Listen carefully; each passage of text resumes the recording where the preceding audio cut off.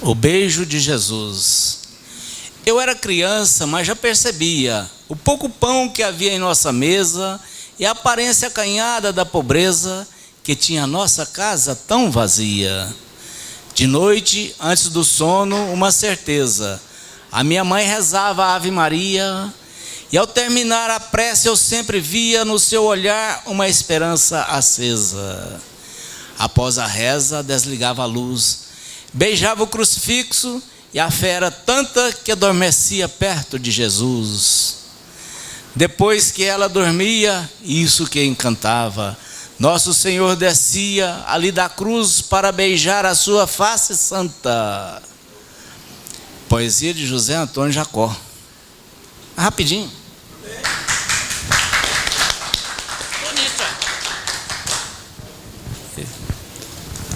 Você tem várias facetas, né?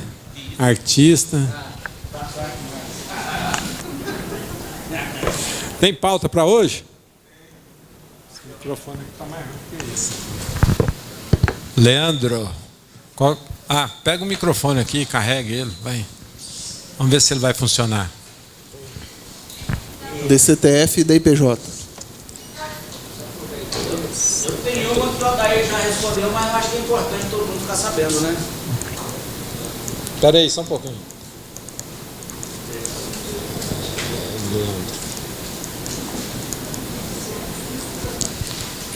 Pode ser, Zé Walter. Morte de empregado aposentado. Daí já respondeu, mas acho que todo mundo ficar sabendo é importante. Vamos aí, quem quer? Espera só um pouquinho, deixa o Everaldo falar a pauta dele aqui. Eu só quero que volte naquele assunto da 94, artigo 31, porque está na Declaração Nacional, Resolução 4, Resolução que foi revogada desde 2007. 4. Everaldo. Quem agora? Desapropriação de imóvel de uma empresa de lucro presumido. Eu tenho outras dúvidas aqui. Eu já apresento todas elas ou não? Você fala sobre esse assunto aqui? Não. É outra pauta, então? Outra pauta. Pode ser. Como tributar o recebimento de juro de uma empresa de loteamento, de venda parcelada. E mais uma, como contabilizar o recebimento de parcela dessa empresa de loteamento, que é feito pelo regime de caixa, e, depois eu acrescento, né? Os detalhes, não é isso? Qual que é José? José de Fátima.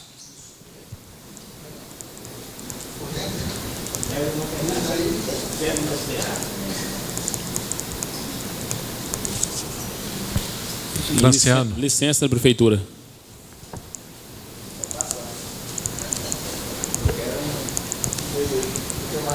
Eu quero um pedaço disso aí. Franciano.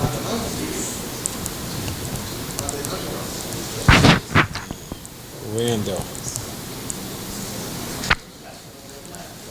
Enquanto isso, eu pego a Uma do Josino aí? Alô? Transformação de empresa. Formação de empresa. Limitada para... Não, Eireli para individual. Ok. Só, né? Vamos com o Leandro aí. Começar com o DCTF e a DIPJ. O que acontece? Uma DCTF de extinção, a chancela do extrato social foi em 19 de fevereiro. 19 de fevereiro de 2014. Então tem que fazer a DCTF de extinção. Aí o que acontece? As guias, o imposto de renda, ele tem que, o período de apuração dele tem que ficar 19 de fevereiro de 2014 e o vencimento 31 de março de 2014. Para poder fazer essa definição para a DCTF cruzar com as guias. Só que o Sicalc não faz isso, nem manual e nem automático. Como é que procede nessa situação? O Adair que gosta, é estudioso desse CTF aí, ó. Mas, na realidade, você vai apresentar uma DCTF. O encerramento, a extinção se deu em fevereiro. Certo? Eu acho que o DCTF tem DCTF de extinção? Tem. Tem? Alguém que já passou por esse caso aí? Não, mas o prazo não continua o mesmo, não? Não, o detalhe é o seguinte. Se eu não me engano, é 9.346 a lei, não sei qual que é o ano, do imposto de renda. Para pagamento de imposto de extinção, na condição de extinção, a data de vencimento tem que ser no último dia útil do mês subsequente. Ou seja, como o distrato da junta foi 19 de fevereiro de 2014, esse é o período de apuração que tem que estar no DARF, e a data de vencimento seria 31 de março de 2014. Só que qual que é o drama? O Sicalc não faz nem automático nem manual. Aí como é que eu faço isso? Para mim... Não, o Sicalc eu tenho que gerar guia. Porque não, o Sicalc tem que bater com a DCTF. O Sicalc é o seguinte, o Sicalc calcula por tributo, né? Vamos supor, o imposto de renda, a apuração é fim de mês. Se eu pôr lá na DCTF de fevereiro, de 1º de fevereiro a 19 de fevereiro, se eu colocar lá na DCTF, período de apuração 19 de fevereiro, vai. E 31 de março ele aceita. O problema é a guia, o DARF que o Sicalc não faz.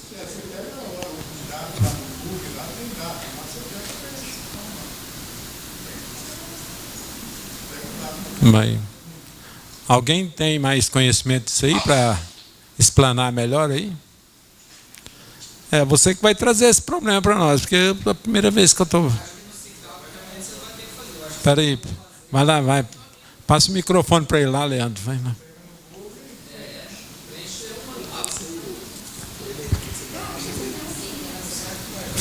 Fala aí, quem está comentando aí, fala no microfone aí para os internautas escutarem. Não, é que eu acho, né? Porque o DARF você vai ler o que está escrito nele, para poder bater com o que tem, que se recebeu. Então, a única coisa que eu vejo é fazer manual mesmo. Não, mas escuta aqui, esse imposto que você apurou, ele tem outro código diferente? Vai ter. Não, hein? Uai, mas 2089 ele só vai dar período de apuração dentro do trimestral. Paga o microfone lá. Pega. Você não vai carregar o microfone para mim, não? No caso do imposto de renda, é 9.342, uma coisa assim. Para imposto de renda, no caso de extinção, o pagamento do imposto é no último dia útil do mês subsequente. Como a data do distrato da junta foi 19 de fevereiro, a minha data de vencimento tem que ser 31 de março. Entendeu? Tudo bem, o vencimento, tudo bem. Ele está plausível com... Só que a guia do DARF tem que bater com o que eu botar dentro da DCTF. O problema não é a DCTF, é a guia que não sai. Deixa o Everaldo comentar aqui. Você falou data de extinção. Ligou ainda não. A data de extinção. Você colocou a data de extinção no contrato. Se esse contrato seu foi autenticado na junta, 30 dias, até 30 dias que você colocou da data de extinção, vale a data de extinção, aí é 30 dias depois. A data de extinção que está. Agora, se o contrato foi arquivado depois daquela data que você extinguiu, vale a data do contrato, do registro da baixa. Não, até aí está tudo bem, está explicado. O problema é que ele quer fazer uma apuração num DARF que, pelo que eu conheço, não existe. Não, mas está lá no regulamento, é um ajuste tributário do imposto de renda, está lá. Tem lá, tá lá. Porque agora, se você apurou o tributo em fevereiro, a apuração, a competência dele é fevereiro. O que aconteceu é o seguinte, na verdade, a empresa, o sócio, ele já sabia que ele ia baixar em fevereiro. Ele já sabia que em fevereiro ele não emitia mais nota. Então, o que acontece? Eu fiz janeiro, fiz o PIS, fiz a COFINS, o imposto de renda e a contribuição. Como ele já sabia que iria já baixar a empresa, ele não ia emitir mais nota de fevereiro para frente, quando eu fiz fevereiro o PIS e COFINS de janeiro, eu já fiz o imposto de renda e a contribuição, e ele já pagou antecipado. Então, nesse de fevereiro, eu tenho que pôr o imposto de renda e a contribuição, que ele recolheu, que ele já pagou. Tem que pôr lá. Pois é, mas acontece que a competência é fevereiro e o imposto cobra por competência. Trimestral. Não, tudo bem, mas É presumido? existe estimativa. É presumido? Não. O imposto é trimestral, mas ele pode recolher mensal. Pode. Agora, ele pode levar um chumbinado, porque janeiro e fevereiro. Fechou janeiro e fevereiro. Você vai calcular janeiro e fevereiro e acabou. Vai pagar janeiro e fevereiro. Normal. Com vencimento dentro vai. Você não entendeu ainda. Eu entendi. O problema é o seguinte, que mesmo que a gente faça desse jeito, a gente não pode pôr que o período de apuração seja fevereiro. Sim. A gente tem que pôr o período de apuração 31 de março. Esse é o problema. E Porque paga se ele, antecipado. agora, ele está sem saber. Ele põe assim e depois a guia não vai fechar com a DCTF. Não, ele sabe. O Fecha. problema é que ele leu um Fecha. ajuste tributário que diz que tem que colocar a data do encerramento. Eu desconheço. Quando você quer pagar o imposto, mesmo mensal adiantadamente, você pode pagar, mas a competência, no caso que é trimestral, você tem que colocar lá o 30 de abril. No caso, não seria vencido em 31 de março, mas sim 30 de abril, que seria o trimestre. Aí sim. E a DCTF reconhece, no caso, a DCTF, quer dizer, na DCTF vai importar que você tenha pago o imposto, o tributo da DCTF naquele período. Porque a DCTF Calma lá. competência da Mas fevereiro. calma lá, ó. Já complicou mais. A DCTF vai acabar com essa a partir de 2014? Não, DCTF. A DCTF acabou só da conta.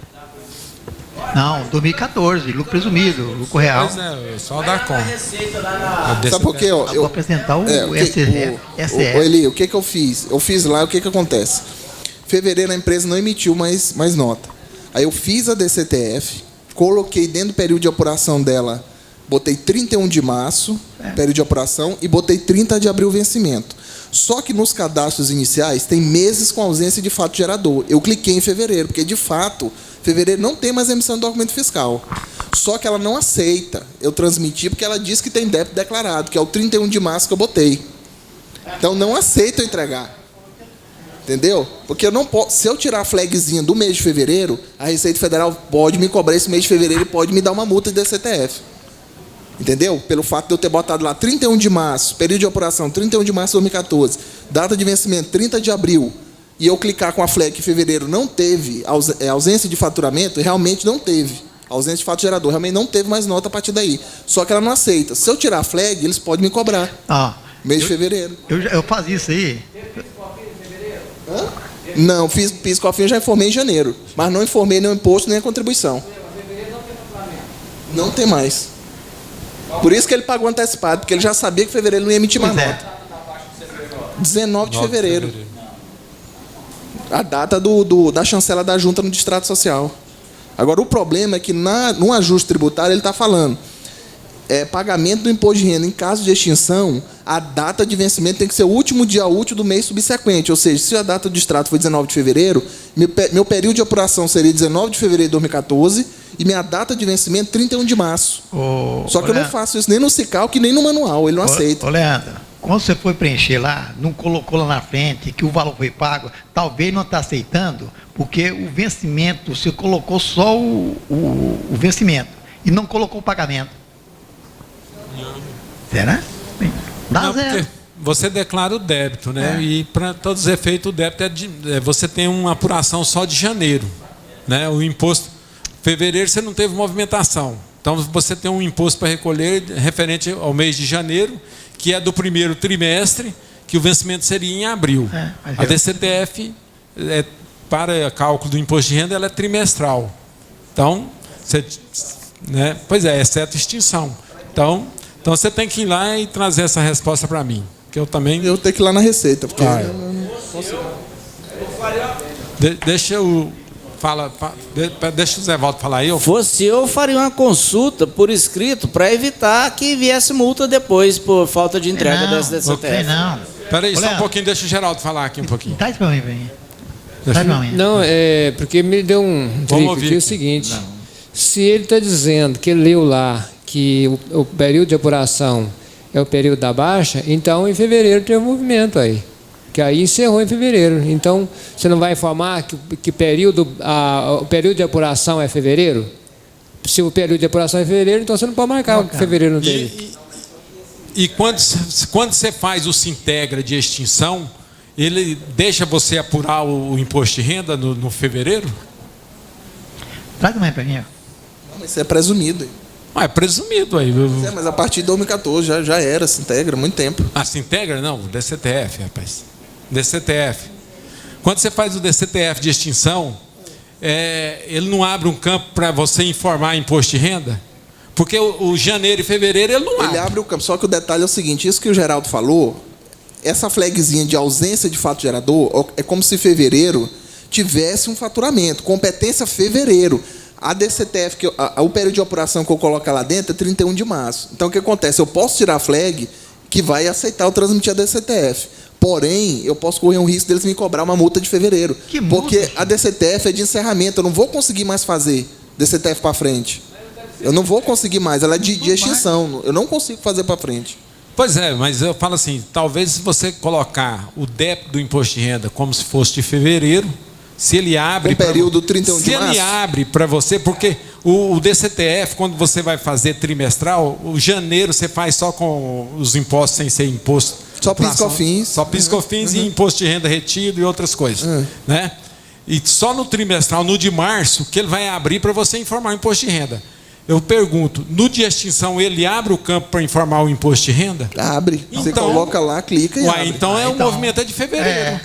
Aí, mas esse movimento de fevereiro, mas o período que eu coloco lá dentro é 31 de março. Não, aí você muda. O período de apuração é 31 de março. Se ele abre o campo para você informar imposto de renda em fevereiro, ele vai dar o vencimento em março.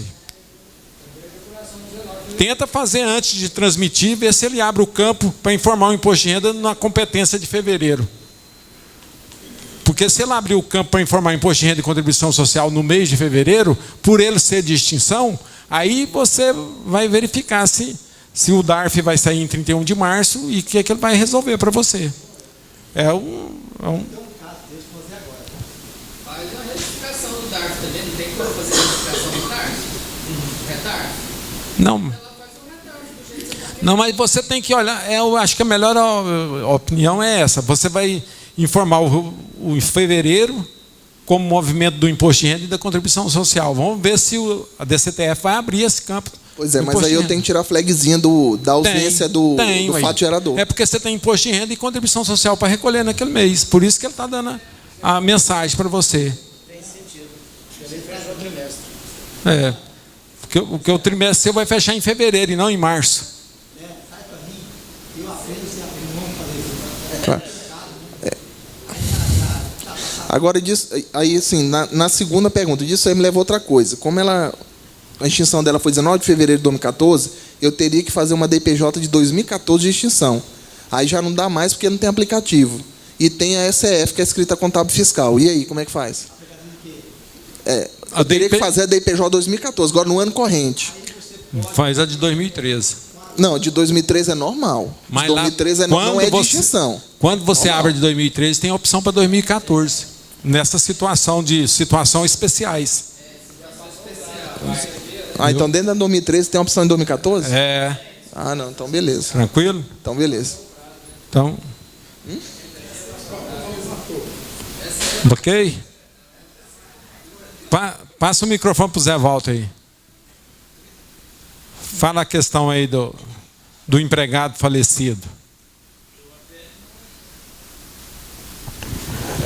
O Adair já me respondeu, mas eu acredito que seja importante que todos nós fiquemos sabendo. O rapaz tinha um câncer, entrou naquela aposentadoria do INSS, aquela que a gente não faz a rescisão, e agora ele vai falecer. E eu perguntando, o que é que nós devemos fazer? Adair. Bom, como eu disse para o Zé Walter, o primeiro passo tem que pegar uma declaração de habilitação dos dependentes junto à Previdência ou um alvará judicial dizendo quem são os dependentes habilitados. Diante desse documento, é que vai promover a rescisão. É como os direitos, é como se fosse um pedido de dispensa. E, havendo menores, pela lei, o valor de direito a esse menor tem que ser depositado em poupança. Se o juiz autorizar, pode ser utilizado esse dinheiro para investimento em moradia. São esses detalhes. O resto, eu acho que é normal. Em relação ao pagamento, seria 10 dias de prazo. Só que, não havendo essa declaração das pessoas habilitadas a receber, o empregador não tem como cumprir esse prazo. Ou seja, à medida que ele receber essa documentação para ele promover o acerto, ele agiliza o processo. Não há como aplicar essa multa, né? Porque o empregador não tem como cumprir os 10 dias iniciais da morte do empregado. Correto. Só mediante o alvará judicial ou então a declaração da previdência da dependência, né? Correto. Deixa a Divina comentar lá. Quem leva o microfone para mim lá? Espera um pouquinho. Olha o Franciano aí.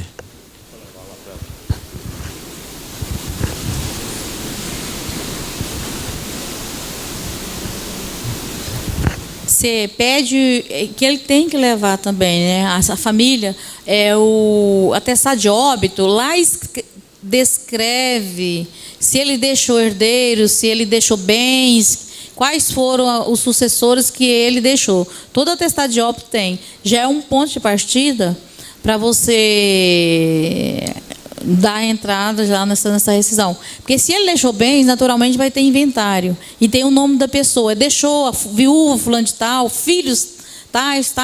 Normalmente ele coloca. Se não deixou, fala assim, não deixou ninguém, não deixou bens a inventariar. Já é um caminho. Mas eu acredito, como o Adair colocou, esses documentos que o Adair colocou, acho que o Adair uma vez me orientou dessa forma, eu realmente peguei o alvará judicial. Eu sei, mas já é um caminho, porque às vezes ele deixou bens a inventariar, o pessoal já está fazendo inventário, aí o alvará já sai automaticamente. O que o Adair falou é correto. O que eu estou falando é acessório, já é um caminho, uma luz para ele adiantar. Porque se ele deixou bens e deixou fulano, ciclano e beltrano, ele já vai fala assim, ó, deixa menores, fulano, põe o nome, põe a idade, já facilita para ele começar. Ok. Você ou o Fábio que vai falar da resolução 4 aqui? Hã? Só fazer uma perguntinha aqui. Só fazer uma complementação já de INSS, questão de afastamento. Sobre aquele afastamento que eu estava dizendo, daquele rapaz que estava que está afastado pelo INSS por motivo de doença. Aquele dia nós estávamos falando, o pessoal, a maioria disse que poderia fazer, que não teria impedimento nenhum. E, na verdade, não é bem assim, não. Eu liguei no sindicato e o sindicato disse que, de forma alguma, o INSS vai querer que isso aí aconteça. Tá? E o sindicato, que é o Sindicato do Comércio, ele me orientou e disse que jamais. Eu falei, como é que eu vou fazer? A empresa está acabando.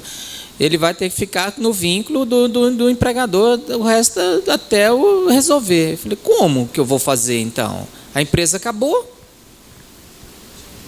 É porque talvez você não pegou o dispositivo legal que o Adair colocou. Comenta aí para nós, Adair, sobre o dispositivo legal. Ocorre o seguinte, a IN 15, nesse caso aí, o contrato está suspenso. O sindicato não pode nem homologar. Por isso, ele não está habilitado, inclusive, vou te dar essa orientação. O que você tem que fazer é promover o acerto via justiça. Não tem outro meio. Faz a baixa na empresa, faz o ofício para a Previdência. Uma vez que extinguiu a pessoa jurídica responsável pelo vínculo, não há como exigir mais esse vínculo empregatício. Esse é o argumento. Você vai fazer o ofício e enviar para a Previdência. E quanto à homologação, ela deve ser feita via judicial. Nem o Ministério do Trabalho não faz esse tipo de acerto, porque envolve uma série de influências a isso aí. O que você poderia, às vezes, fazer o depósito em consignação, essas coisas. Ok. Você respondeu o que eu ia perguntar se o Ministério do Trabalho não fazia, mas você já respondeu também. Tem que provocar a justiça mesmo. Ok. Judicial. É claro. Ok, vamos com o Everaldo aqui, a resolução 4. Não, mas é porque a 4 ele disse que foi revogada e tal. Pois é, que chegou na 94. Vai começar do início. Microfone aceso. Lá na declaração do DEFIS, né? O item 2, informação econômica fiscal da pessoa jurídica. Aí ele fala, lucro superior ao limite que trata... Aí você vai, outra, não é da multa não, que você ia falar? Vai chegar da multa? Ué, que você disse que não tem multa se entregar fora do prazo. Não, isso que eu ia falar não. É do lucro, então, essa aí é outra. Agora se quiser a outra a gente fala também, né? 94. Tem lucro superior ao limite que trata o parágrafo 1º do artigo C da resolução CGSN número 4, de 30/6 de 2007, do prédio abrangido por essa declaração. Aí, essa resolução foi revogada pela 94. Eu acho que eu devia colocar 94 aqui, né? Agora a pessoa vai procurar essa resolução, está revogada. Aí, o questionamento nosso é o seguinte, que lucro... Aí, vamos... Ô, Fábio, você pode ler a gente está com ela aí? A 131, artigo 131. Bom, artigo 131. Tá.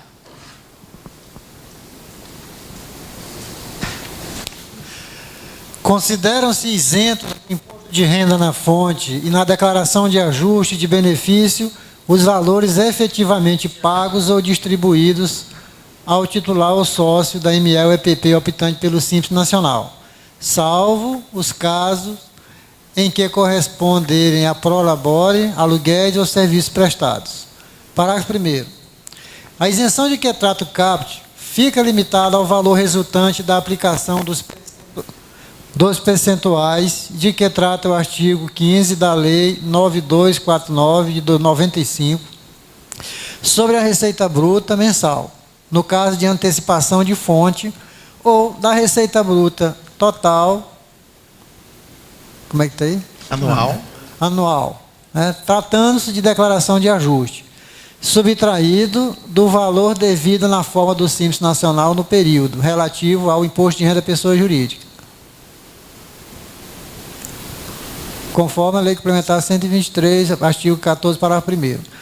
Parágrafo 2º. O disposto no parágrafo 1º não se aplica na hipótese da microempresa ou empresa de pequeno porte manter a escrituração contábil e evidenciar lucro superior àquele limite. Ainda tem mais, né? O parágrafo 3º. O disposto nesse artigo se aplica também ao MEI.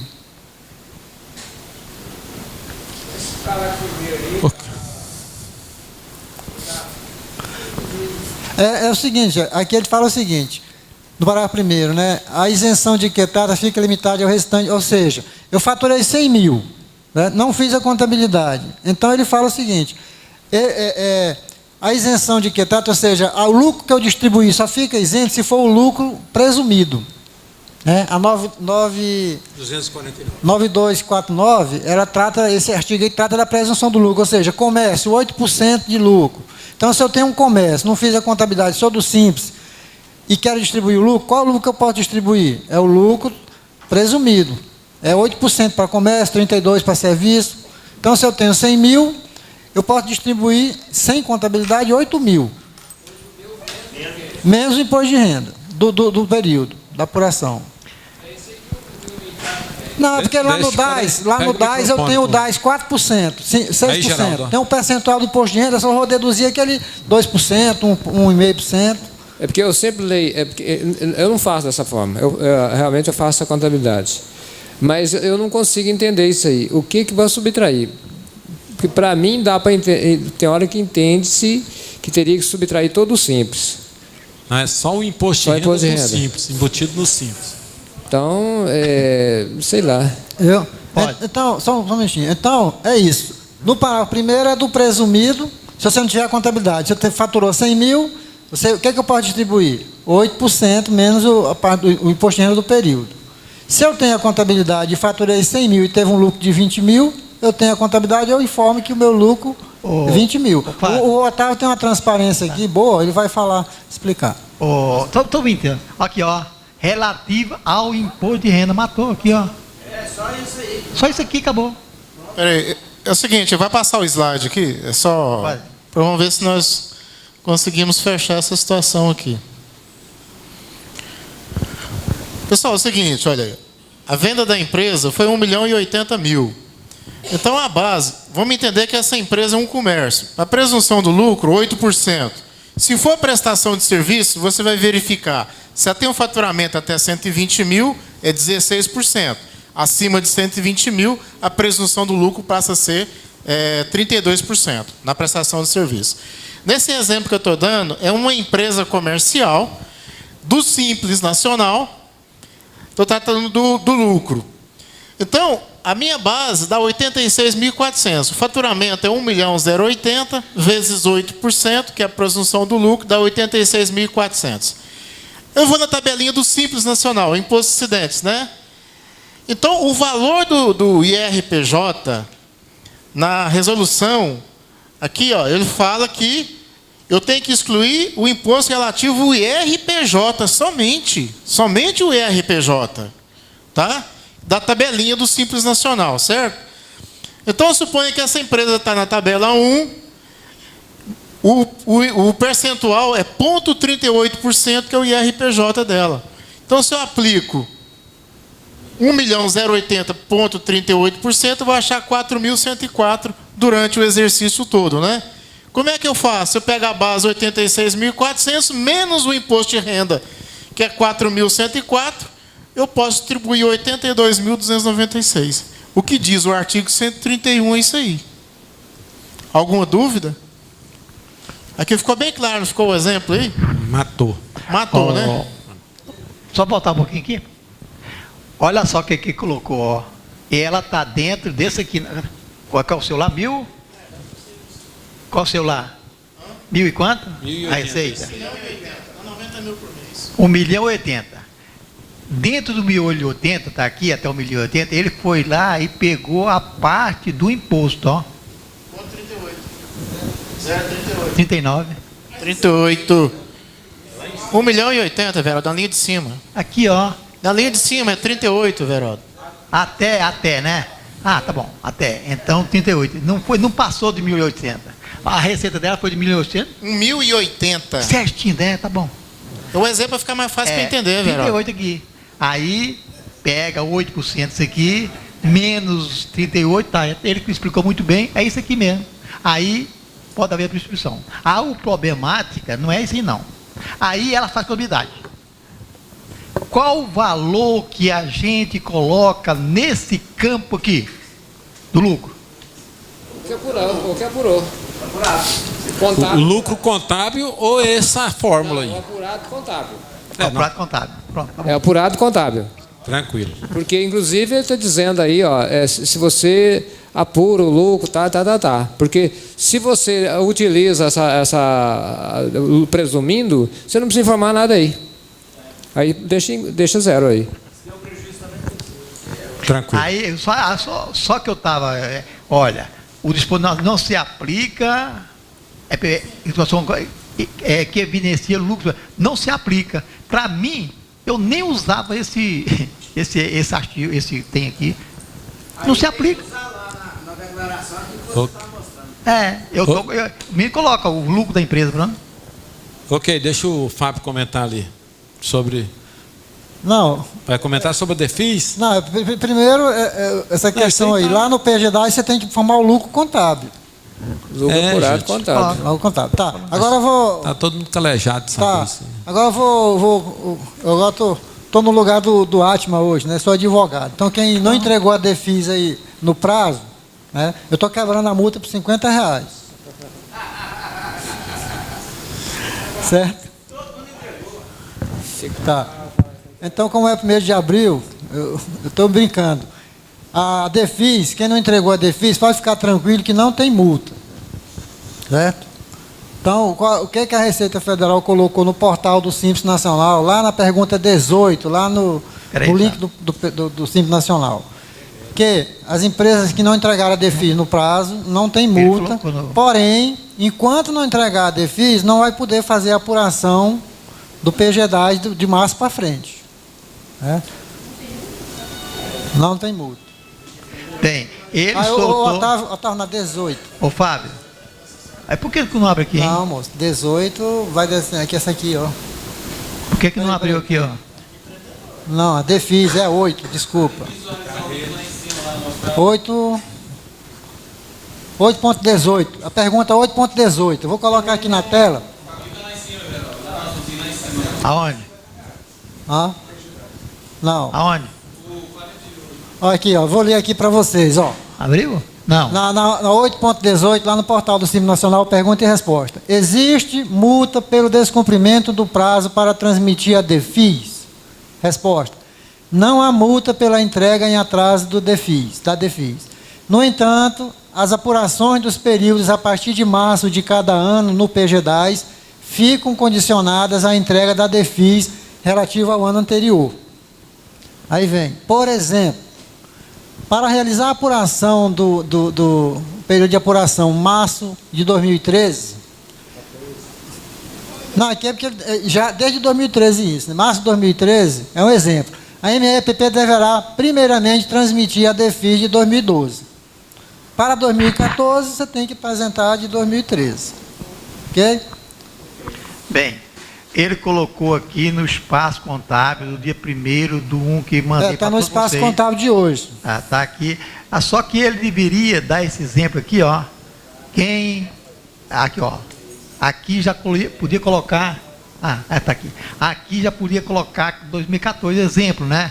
Quem deixou de apresentar 2013 pode apresentar, né? 2014, né? Só colocar aqui 2014, certo? Olha o exemplo que está dando.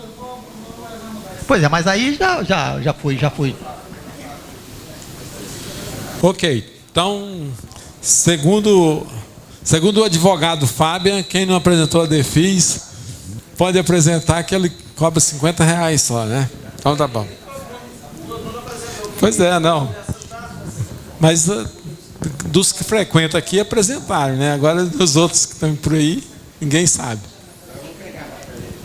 Vamos ali com... Só para justificar o pessoal. Pessoal, quem viu o espaço contábil, o exemplo dele é aqui, ó, 2014 e aqui 2013, viu? Quem não apresentou, primeiramente, 2013, que seria apresentado em março, só isso, tá? Quem não apresentou de 2013, muitas vezes já não apresentou o PGDAS também, então. Vamos aqui, leva o microfone lá para mim, para o José de Fátima. Vamos ver, prestar atenção na pergunta dele aí para o pessoal responder, hein? Desapropriação de imóvel. Uma empresa de loteamento, aqui em Goianira, ela foi desapropriada pela Valec em 2 milhões, uma área lá que deu 2 milhões e tantos de reais, 2 milhões e 300. Como é que eu vou tributar isso? Ela é empresa de lucro presumido de loteamento. Como é que vai tributar isso? Ou, porque tem um decreto, eu estive lendo, buscando, um decreto 3365, isso é de 1941, dizendo que a transmissão da propriedade decorrente de desapropriação amigável ou judicial não ficará sujeito a imposto do lucro imobiliário. Certo? Isso é de 1941. E eu fiz uma consulta para a Receita Federal e já tem mais de 60 dias e eles não responderam. Certo? Como é que vai tributar isso? O presidente teve um exemplo aqui de indenização da Valec, às vezes... Mas acontece que o nosso caso, de indenização da Valec, nosso caso é isento, não tem isso não. Mas de 1951, o imposto de renda mudou em 1953, mudou em 1900 e não sei quanto agora, certo? Então, na minha concepção, isso é ganho de capital tranquilo. Não, na realidade não é ganho de capital, porque a atividade dele é venda de imóvel. Na realidade, você deve ter um estoque de imóvel, certo? E dentro do seu estoque, você teve uma saída dos lotes que foram indenizados ou desapropriados. Isso. Então, você vai dar baixa nesses lotes desapropriados pelo valor da indenização. e tributar normalmente como se fosse uma venda comum. Se for pelo presumido, isso vai ter que Isso, tributar. lucro presumido. Eu também concordo. Porque, na realidade, quer comentar aí, Adair? Não? Porque o que eu entendo é dessa forma, porque você tem um estoque, desse estoque parte desse estoque foi desapropriado, então, obviamente, você recebeu pela desapropriação desses imóveis esse X. Como vendido fosse. Como se for vendido fosse. Concordo. Ok. A outra questão sua aí, como tributar os juros? Isso. Atualização, eu dou o nome de atualização. Por exemplo, você vende lotes parcelados e coloca lá um índice, normalmente o IGPM, todo ano atualiza esse valor. E é uma empresa, a mesma empresa, é tributado pelo lucro presumido. Essa atualização eu vou tributar normalmente junto com as parcelas, ou essa atualização já vai direto lá como se fosse lucro, lá depois do cálculo do percentual?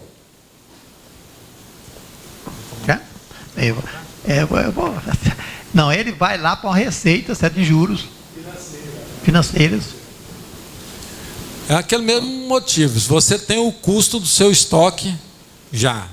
Então, a correção dele, ou seja, os juros, você falou juros, né? Atualização anual. Ele é uma receita, porque você faz pelo regime de caixa. Então, é uma receita que você obteve e você vai somar como... tanto faz, a tributação, acho que... Não, a tributação financeira, ela já adiciona ao lucro presumido, né? A base, ela é adicionada à base.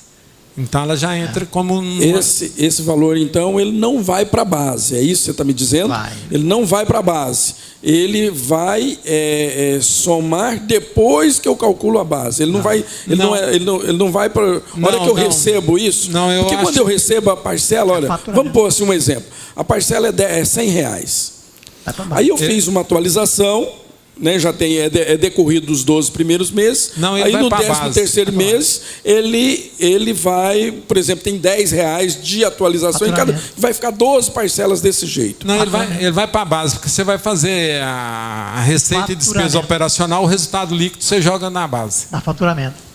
Ele é como faturamento. Então isso aí não é depois, não vou acrescentar como receita financeira. Receita não certo? operacional. Depois da base. Não é isso. Ele vai fazer parte da base. A base é 8, eu vou somar, vou receber a parcela de 110, aplicar a base 8 e aplicar 15.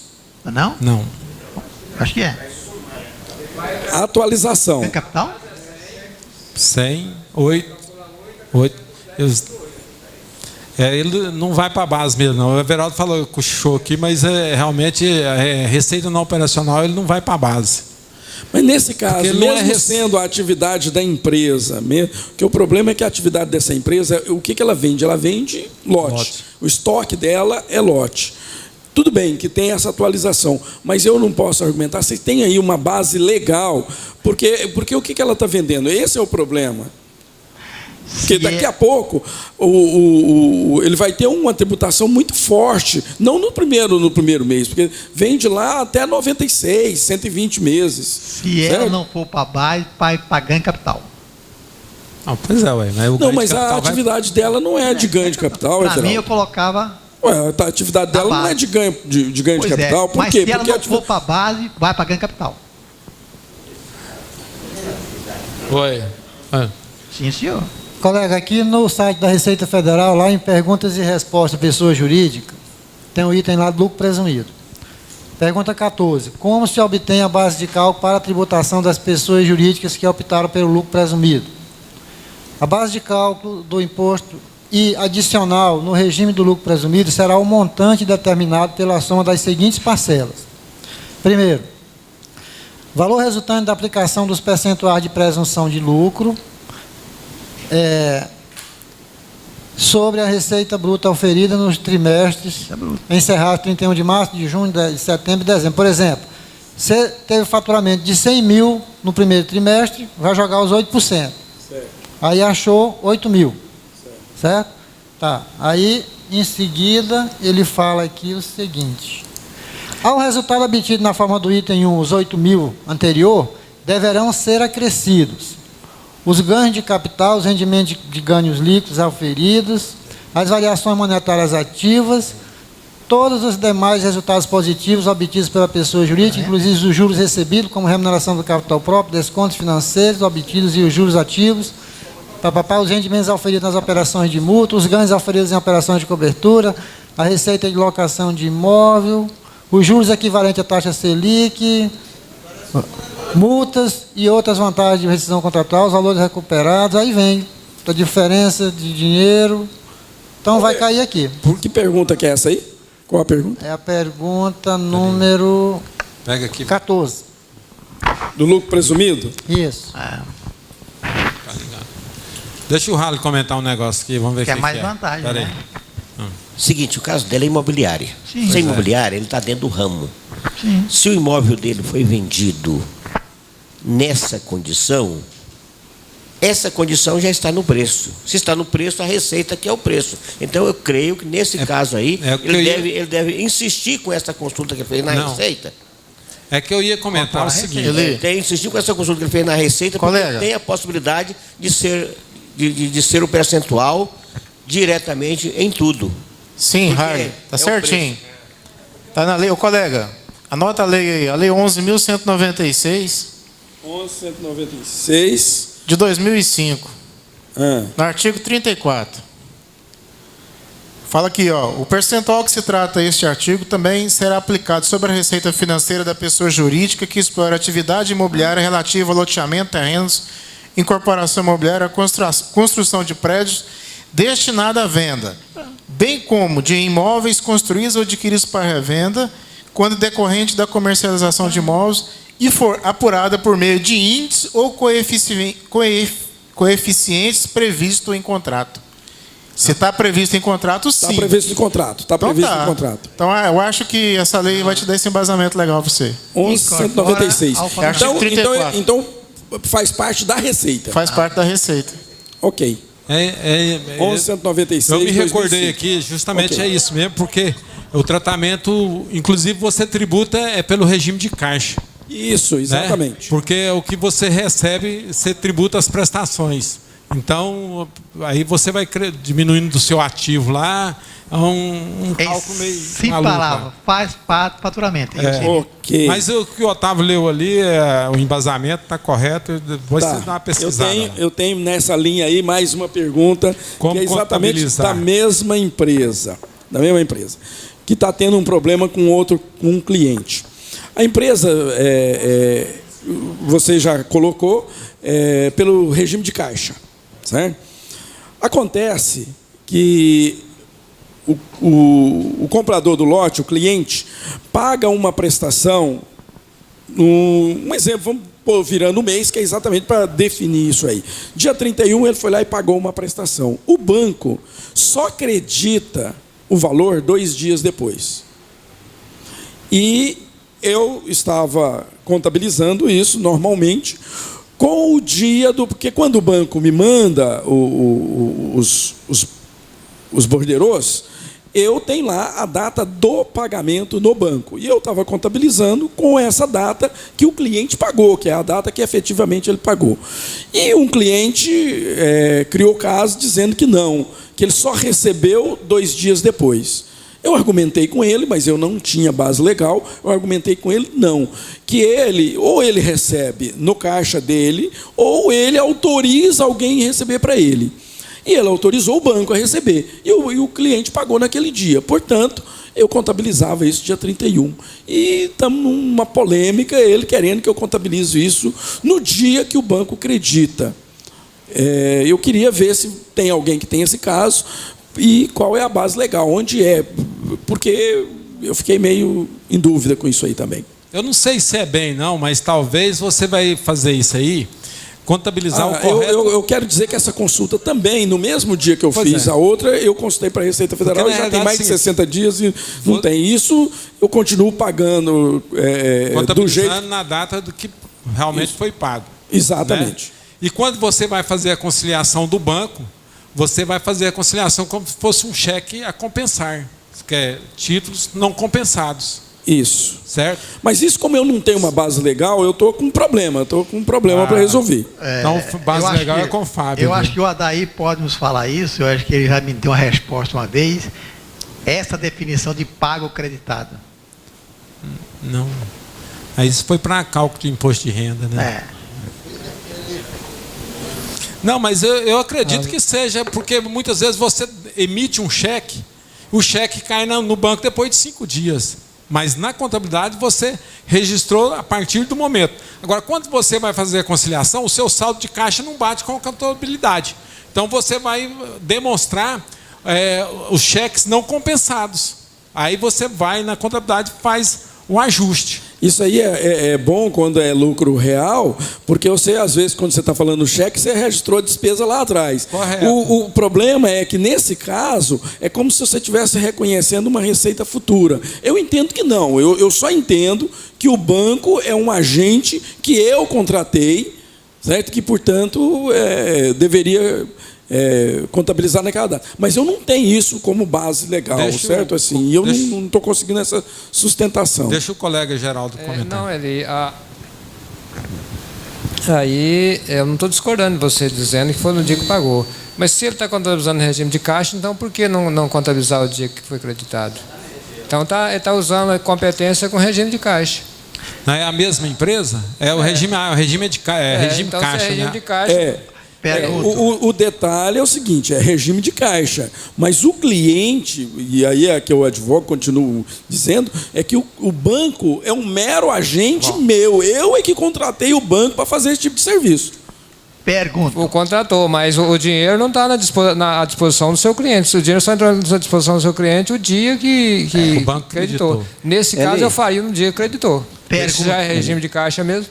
Pergunto. A contabilização que você faz é pelo documento que ele te emite ou pelo desconto que você faz no banco? Você fica descobrindo que ele pagou através do documento que ele te deu antecipadamente, ou você foi lá no banco, ele é o fulano de tal que quitou? Não, o banco manda diariamente, disponibiliza no site diariamente os valores que foram pagos, embora o crédito cai 2 dias depois. Tá bom. Olha, certo? Diariamente ele disponibiliza um relatório onde tem todos os títulos que pagam. Por exemplo, hoje eu emiti os títulos que foi pago ontem.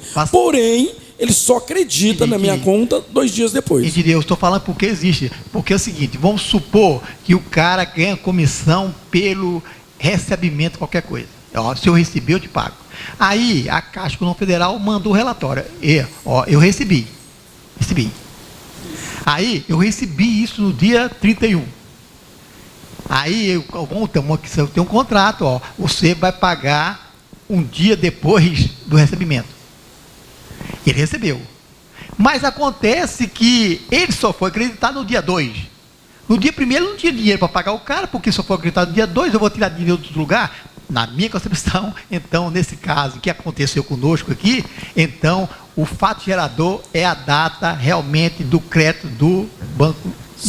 Se está fazendo regime de caixa, o correto é na data do crédito. Não é regime de caixa? Pronto, acabou. Deixa eu descomentar. Está misturando competência com caixa. Imobiliária também, que tem esse recebimento, faço o crédito, o contabilizo na data que caiu o crédito na conta do cliente. O fato dele ter um agente para receber dele é para ele, para zerar a pendência, vamos dizer assim, entre o empreendedor e o investidor. Então ele deu a quitação, o banco deu a quitação para ele, é um comprovante que ele quitou, mas o dinheiro só está disponível porque os bancos têm o float, né, que é D+1, D+2, D+3, dependendo do acordo que o contrato do banco com a empresa que está cedendo os títulos para recebimento. Que normalmente esses títulos também são tudo, inclusive, títulos sem registro, porque quando o título é registrado no banco, ele já recebe a tarifa no ato do registro. E as cobranças pré-emitidas, ele só recebe a tarifa quando realmente ele receber dinheiro. Tanto que ele só vai debitar a tarifa pelo recebimento quando ele disponibilizar o crédito na conta do cliente dele lá. Por isso que então ele é regime de caixa na data que caiu o dinheiro na conta do correntista lá da empresa, o cedente do título. Mesmo que ele seja D+1, D+2, D+3, o que for. A data que tiver. O fato dele acreditar lá é somente para dar quitação perante o investidor. Eu vou concordar com vocês, porque vocês estão falando que é regime de caixa. Não pode acontecer... Peraí, deixa o Zé Walter comentar um pouquinho, você fala aí. Veja bem, o regime de caixa, normalmente, ele seria para tributação. Seria um pouco dispendioso, porém, se você, quando recebe o borderô, pela data do pagamento, debitaria créditos a serem liberados e creditaria o cliente. Após a liberação, faria o banco, debitaria o banco e creditaria créditos a serem liberados. Justamente. Se pode complicar, para que simplificar, né? Não, se pode complicar, para que simplificar? Não, Zô, isso é só para complicar a contabilidade. Você fazer isso veja bem. Não, isso é só para complicar receber esse regime de caixa na data que o dinheiro caiu na conta. Peraí, calma. Ele fez uma pergunta, como é que deveria se fazer? Peraí. Para começar, contabilidade não é pelo regime de caixa, é pelo regime de competência. Isso. Agora, lá é fiscalmente só. Exato. Ele vai fazer, ele para pode receber aqui, tributação. mas para fiscalmente é só o dia que ele recebeu. Mas se não me engano... Agora, para contabilidade tem que ser feito desse jeito. Agora, viu, Eudes, se não me engano, é só a receita que é feita por regime de caixa em virtude do sistema que é vendido os lotes à prestação. Agora, a despesas pode ser competência. Eu acredito que a contabilidade é feita em regime de caixa porque é a fórmula que eles achou, porque você tributar o contrato da venda do lote sem ter recebido, aí ficava oneroso nesse sistema. Pois é, mas se você faz a receita pelo contrato, você vende em 5 anos, então você está tributando uma receita que você iria receber daqui 5 anos, certo? Às vezes tem loteamento de 15 anos, 20 anos. Porque quando eu faço a venda, vem um relatório para mim, então eu vou debitar em clientes a receber, nem clientes, né, precisa receber, e acredito lá em receita diferida, o valor total. À medida do pagamento, eu vou invertendo isso aí e vou jogar na receita. Então, o contrato, o total da venda do contrato, o original, eu jogo lá em receitas diferidas. E aí depois eu vou invertendo. E o INCC lá, o aí IGPM? Depois, esse aí é o valor. E o recebimento, toda a correção, é o caso, ele vai formar a receita, ele tributa com o regime de caixa. Você vai baixar o custo da prestação e a diferença vai lançar em receitas financeiras. Né? O recebimento é pelo total deles. Aí você baixa pelo total. Agora, se for competência lucro real, ou lucro presumido contábil, o Zé Walter aqui está correto com o lançamento dele, porque, na realidade, o dinheiro saiu do meu cliente lá no dia certo. Ele não entrou na minha conta no dia certo, porque o banco me reteve o dinheiro.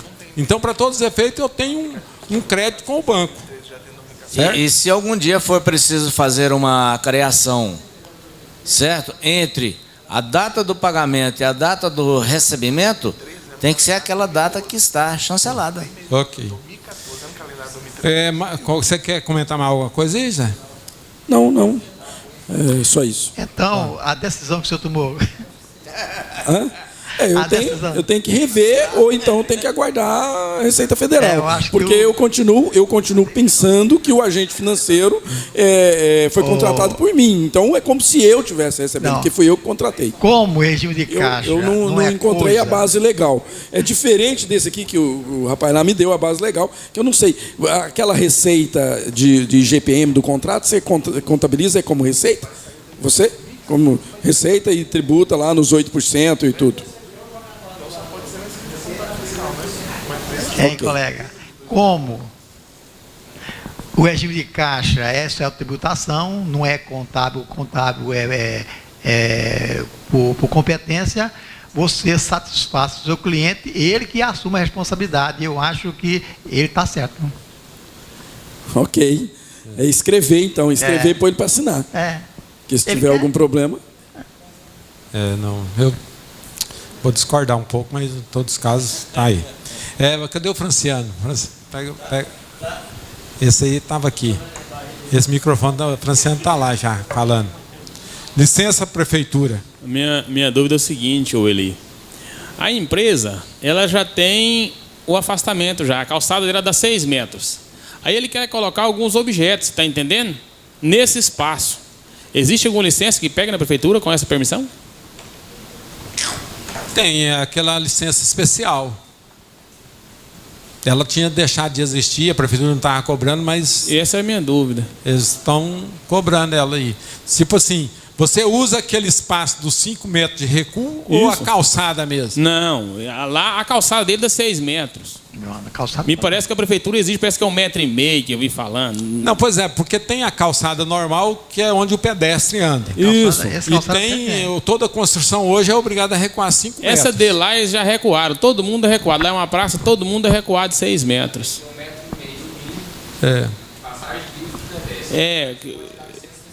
Ah, então tá bom.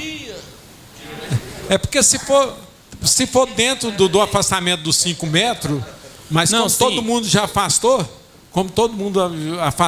praticamente tornou-se passeio, né? Então é melhor tirar a licença especial. Igual o Wendel falou aí, eu teve um fiscal da prefeitura que veio alegar lá, mas depois nem encontrei ele mais. É 1,5 metro que ele falou, é a questão de você passar um carrinho de bebê, um cadeirante, é o que ele alegou lá.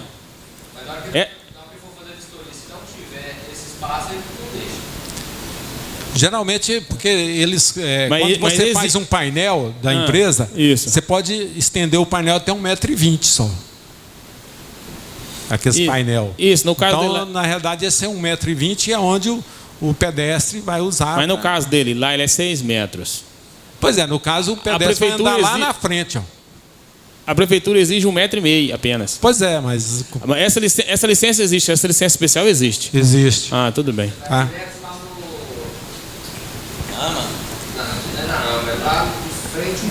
É o Cedem.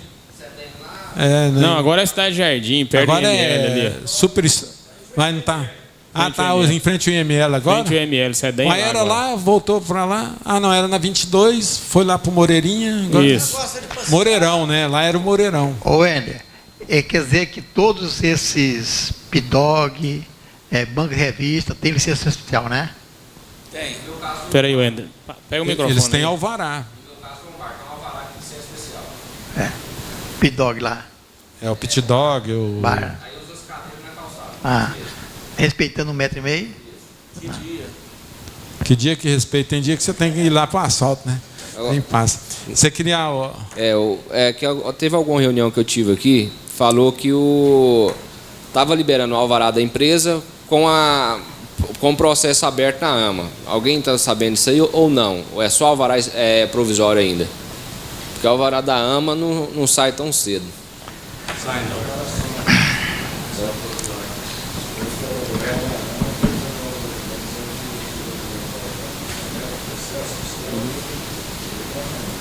Pois é, mas o alvará só sai o provisório ou sai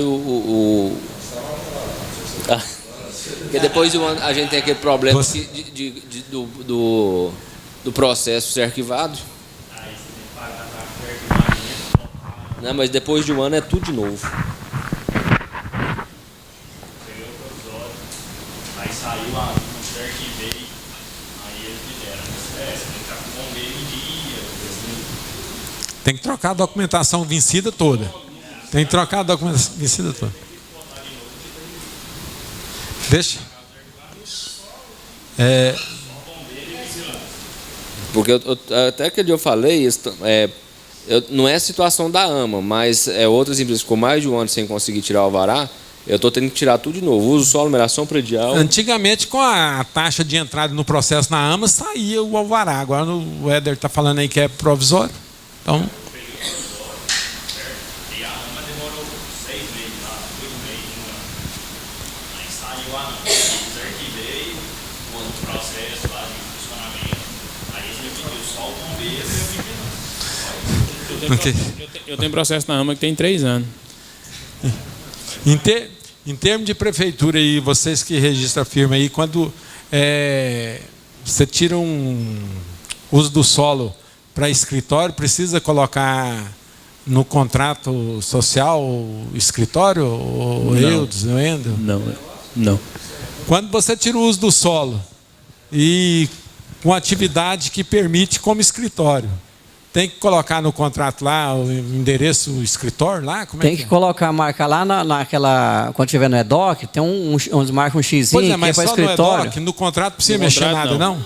Não, no contrato não. Porque no uso do solo, porque muitas vezes, se você for tirar, por exemplo, uma empresa uma empresa de lá, engenharia, aí eles acham que é uma obra de engenharia que tem lá. Se você não colocar aqui o escritório, aí eles vão pedir, já exigindo o uso do solo, licenciamento ambiental.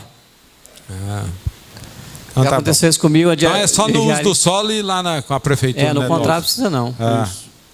Ok. Oi?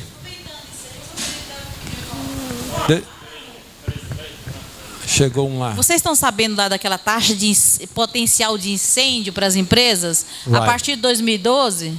Diz... Todo mundo tem que pagar? Diz que se não pagar estão multando, é verdade? Então diz que vai levar até para... É a partir de 2012, não de 5 anos atrás. É de 2012 para cá. Deixa o Eudes comentar aí. Tem que pagar, o bombeiro não está liberando mais nem um alvará agora, nas renovações todas tem. Eu estou com 3 casos lá que já barraram enquanto levar a taxa potencial. Aí o que eu fiz? Já cadastrei minhas empresas, estou mandando para todo mundo a partir, que como eu estava vencendo dia 31, então eu já deixei para emitir a partir de hoje, começando a emitir 2012, 2013 e 2014 já está vencendo em junho também. Me parece que tem multa, né? Tem. 2012 tem multa. 2013 ainda está saindo sem multa, vencendo algum. Tem diferenciado. Isso é de acordo com a área do imóvel e o KNAI. É conjugado os dois.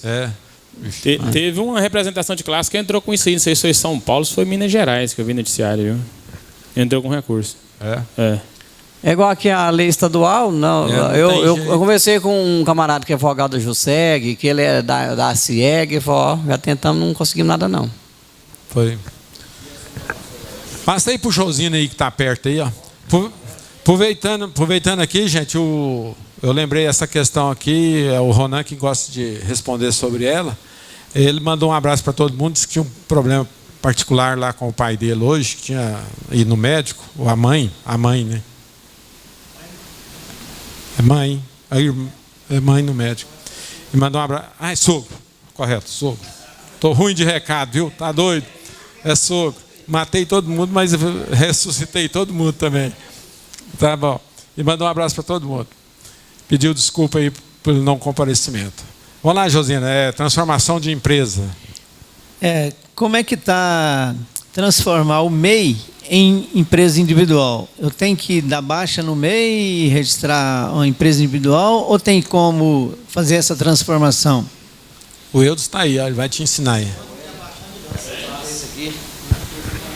Fala aí, Eda. Você quer transformar o MEI em simples? No site mesmo, lá do Simples, lá você transforma. Não é? Você entra no site do Simples lá e faz a transformação. Qual o motivo que você quer converter? Por causa da receita dele que está... ultrapassou a receita? Ele te dá as opções lá. Está ultrapassando. Vai ultrapassar, né? Ele já sabe que esse ano vai ultrapassar. Ele quer sair e Mas já ultrapassou? Não ultrapassou não. Ele te dá as opções. Ele fala lá. que não, né? A hora que você clica lá, ele vai te dar as opções. Por que você está saindo, né? Ele te pergunta. É por causa do... Deixa o Zé Baldo comentar um pouquinho aqui, que ele disse que fez uma hoje. Passa aí, Geraldo. Ó.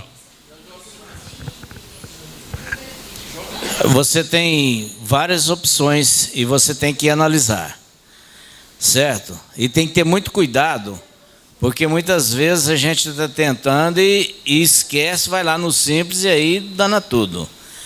Você vai ter que ver se você está lá, eles vão te questionar tudo. E depois de você fazer o seu desenquadramento do MEI, você já estará automaticamente enquadrado no Simples.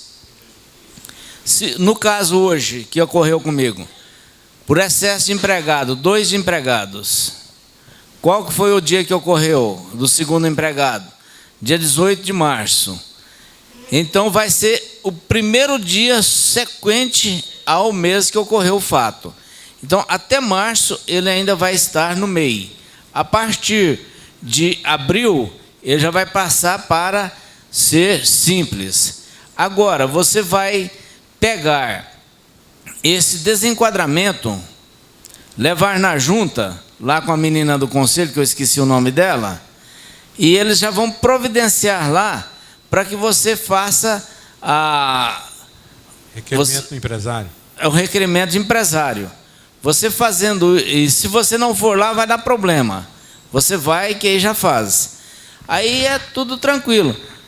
Um fato que ocorreu, que eu desenquadrei o ano passado, por esse caso, porque quando você desenquadra por excesso de receita, aí ele volta para o dia 1º, né, de janeiro. Mas não sendo esses outros casos, vai ser a partir do momento em que ele pede, em que você desenquadrou. No caso aí, abril. Então, a partir de abril, eu já estarei desenquadrado.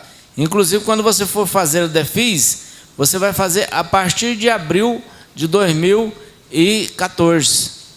Então, tem que ter esses cuidados. E é fácil, tranquilo, mas tem que ter muito cuidado, senão você dança. Deixa o Everaldo dar um palpite. O Walter, pergunta. Espera só um pouquinho, Zé Fátima. Pergunta. Quer dizer que eu não posso fazer isso facultativamente? Eu não posso dizer isso, que eu sempre olho lá as opções que me interessam. Tá fácil olhar aí no desenquadramento, mas me parece que não. Pode não. Olha, então, é o caso dele, gente. Ele está prevendo que vai sair. Ora, e deixar acontecer o fato e voltar e tributar tudo, ele não tem qualquer penalidade por ele ter ultrapassado e voltado e colocado esse nacional e calcular? Ele tem que enquadrar numa daquelas condições. É porque, na realidade, é o seguinte, se você pensar que já vai ultrapassar, você de todo jeito tem que retroagir. Se você ultrapassar 20%, você pode continuar, paga o excesso e já no outro mês já faz. Agora, se você ultrapassar os 20%, você tem que retroagir. Você falou algo assim. Deixa eu falar só mais uma coisinha. Se você sabe que vai, você tem um empregado, você está na iminência de colocar mais um, já registra esse outro e já sai por esse problema. Mas ele não tem, ele quer sair porque sabe que vai passar, gente. Por que não tem? Aí também é um absurdo. Aí agora você está me apertando que eu não posso te falar. Espera aí, deixa eu pôr o microfone aqui. Pega o microfone ali. Passa aí, o Arrale, o microfone. Eu fui lá e fiz dessa forma aí. E ultrapassar, fui lá e pedi a exclusão para o simples, retroagiu, acabou o problema. Mas se ele sabe que vai fazer, por que eu vou esperar mais a um exclusão do meio passando para o simples? Aí ele volta no Simples Nacional e ele tem que fazer o Simples Nacional e pagar a multa ainda. Não teve faturamento lá com nota normal, provavelmente. Mas se ele tivesse. Provavelmente eles nem emitem nota disso aí. Que coisa. Você sabia disso? Não? Deixa o Zé. Passa pro Éder. Você pagou 5. Peraí, passa pro Éder. Peraí, Éder. Deixa essa é boa, viu? Fiz uma vez o seguinte. Peraí, ó. Vamos. Eu fiz uma vez lá a opção. Peraí, Zé. Peraí, deixa. Foi pra, tipo assim, igual ele vai desenquadrar agora pelo faturamento. Aí ele deixa o 2014 inteirinho como MEI, e aí 2015 você começa no simples. Pelo menos foi assim que aconteceu comigo. Agora, pelo funcionário, é do jeito que você está falando. Você desenquadra no outro mês, você já é simples. Agora, se for por receita, você termina o 2014 com MEI, todinho, paga com MEI. Aí, 2015, você já é simples. Assim é a opção deles. Peraí. Vamos ver o Zé de Fátima.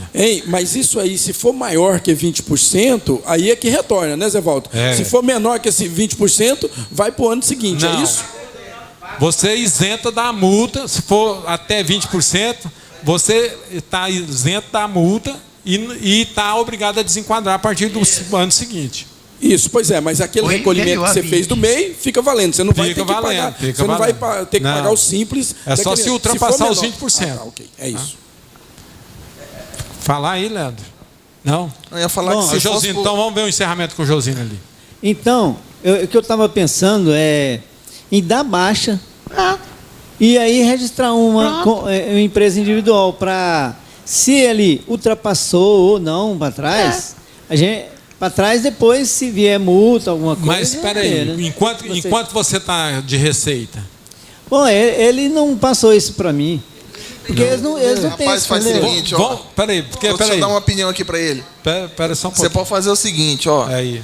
Por excesso de receita, por esses dias agora eu tentei e é igual ele falou lá. Não consegue. Se você for botar por excesso de receita em março, independente se passou 20% ou não, você vai passar 2014 todinho no MEI. Você só vai ser Simples Nacional 2015. Então o que você faz? Chega lá em 31 de dezembro de 2013, põe o excesso de receita lá passando um pouquinho, só uma besteirinha, põe 31 de dezembro de 2013. A partir de janeiro de 2014 ele já fica como simples. A diferença que passou, você apura começa a apurar no mês de janeiro, joga lá dentro. Se em fevereiro ele não teve receita, zero. Peraí, Aí não tem erro. Não tem erro desse jeito. Vamos ouvir o Fábio aqui, depois você. Ó, aqui no MEI, né? O MEI deverá comunicar seu desenquadramento obrigatório quando exceder no ano calendário o limite de receita bruta prevista no artigo 91 da Resolução 94, devendo a comunicação ser efetuada até o último dia útil do mês subsequente àquele em que tenha ocorrido o excesso, produzindo efeitos. A partir de 1º de janeiro do ano calendário subsequente ao da ocorrência do excesso, na hipótese de não ter ultrapassado o limite de 20%, mais de 20%, como ele falou. Retroativamente a 1º de janeiro do ano calendário de ocorrência do excesso, na hipótese de ter ultrapassado o referido limite em mais de 20%. Eu acho que não é negócio ele parar essa empresa e abrir outra. Se ele vai abrir outra para ficar no Simples, ele fica com essa, ele comunica o excesso, ela retroage para janeiro, e você vai pagar, você vai compensar, o próprio DAS ele abate o que você já pagou. Entendeu? É como se você tivesse começado em janeiro no Simples. Fábio, mas só que quem fizer agora, a opção agora, vai até fim do ano. Não, o que ele está dizendo é o seguinte. Pois é, ele volta para janeiro. O que ele está dizendo é o seguinte, ele chega em 31 de dezembro lá no PGDAS, é só a diferença, põe que a receita ultrapassou. Peraí. Chega lá em 31 de dezembro de 2013, põe a data que ultrapassou 31 de dezembro de 2013 e põe uma besteirinha só. A partir de janeiro de 2014, ela já é tratada como simples, ele joga essa diferença em janeiro de 2014 e apura. Ele não precisa abrir outra empresa. Ele não precisa baixar para abrir outra empresa. Peraí. Optar. Não. A partir de janeiro de 2014, ele é tratado como simples. Ele joga a diferença em 31 de dezembro de 2013, certo? Ele vai dizer que 31 de dezembro de 2013 ele excedeu a receita. A partir de janeiro de 2014, ele é tratado como simples. Essa diferença, ele joga só para ficar kits. Ele joga a diferença de janeiro para não dar na telha. É puro simples. Leandro, mas você está vendendo... Ele vai pegar um empréstimo no banco, ele vai abrir um CNPJ de novo, aí, CNPJ novo, mexer com o banco. Leandro, nesse caso aí, ele tem que omitir receita. Nesse caso, ele tem que omitir receita. Meu amigo, lá no relatório mensal do MEI, tem receita com documento e com dispensa de documento. Quem tem controle nisso aí? Eu sei, mas acontece, as compras deles podem recusá-lo. Chega de discussão. Pega, Fábio, não pega. Senhor Leandro, peraí. Ô, senhor Leandro, eu pergunto para vocês. Para dar baixa nesse MEI da vida, eu gasto alguma coisa? Gasto? Gasto, ô, Leandro? Gasta taxas.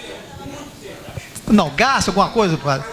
O mesmo gasto. Só ir lá dar baixa dessa porcaria, pronto. Faz o tempo do CNPJ dele, vai continuar. Isso é para banco conta. Que isso quer falar? Você está fazendo uma análise muito seca. Dá baixa nisso e passa outro. Ô, Josino, registra um funcionário lá e desenquadra por nome de funcionário. E é a melhor solução. Ué, muito melhor. Tá doido?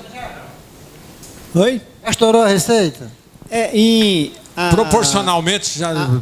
A declaração de 2013 já foi entregue. Colocou no valor que... No limite. No limite, né? Chutado. Então, para 2014, é que ele está prevendo. Falou, eu vou comprar mais, vou vender mais. A receita está nesse meio por aí, viu, Giolano? A receita vai pegar. O banco lá depositado, meu filho. Peraí. O volume de compra dele, você sabe quanto que foi? Não, ele comprou pouco, mas a previsão dele para 2014 agora é boa. Então, já que você fez assim em 2013, 2014, janeiro, fevereiro e março, continua, registra um funcionário lá, acho que é a melhor forma de... Não, aí já tem um registrado, registra mais um. Aí vai ter que eternamente, tem que pagar o Não...